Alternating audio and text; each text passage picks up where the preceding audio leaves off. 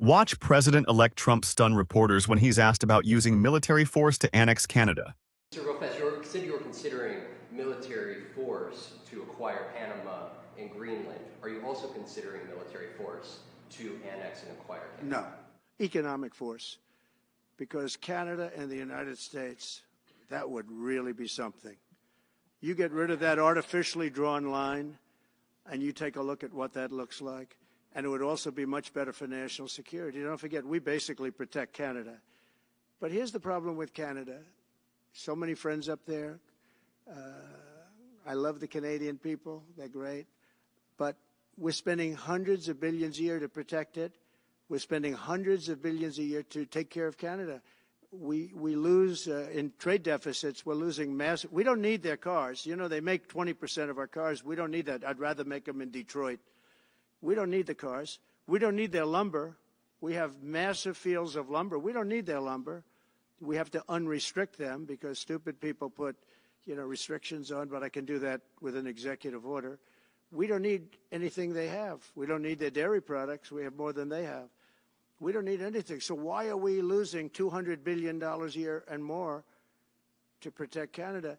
And I said that to, as I called him, Governor Trudeau. I said, listen, what would happen if we didn't subsidize you, if we didn't, because we give them a lot of money. We help them. As an example, we're buying icebreakers, and Canada wants to join us in the buying of icebreakers. I said, we don't really want to have a partner in the buying of icebreakers. We don't need a partner.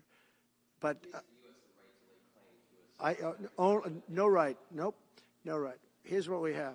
We have a right not to help them with their financial difficulties because we owe $36 trillion too. We're going to start knocking it out pretty fast, but we're going to be able to do it because of energy and other things. But no right. No right. But why are we supporting a country, $200 billion plus a year? Our military is at their disposal. All of these other things, they should be a state. That's why I told Trudeau when he came down. I said, what would happen if we didn't do it? He said Canada would dissolve. Canada wouldn't be able to function if we didn't take their 20% of our car market.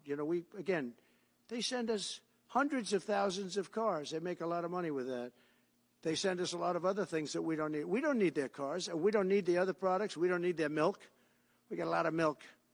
We got a lot of everything, and we don't need any of it. So I said to him, well, why are we doing it? He said, I don't really know. He was unable to answer the question, but I can answer it. We're doing it because of habit, and we're doing it because we like our neighbors, and we've been good neighbors, but we can't do it forever, and it's a tremendous amount of money.